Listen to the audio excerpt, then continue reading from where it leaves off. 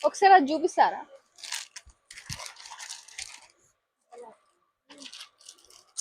ఇదంతా బాలేదు, మళ్ళీ వచ్చి తీసుకోండి. అమ్మయ్య చూడలేదులే. సాయిబాబా బొమ్మ తీయండి. మేడం ఇక్కడ బొమ్మలు ఉండాలి.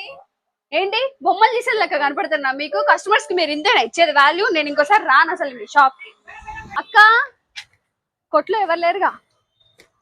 ఏం కావాలమ్మా? అక్క ఏం లే, టమాటాలు ఉన్నాయా?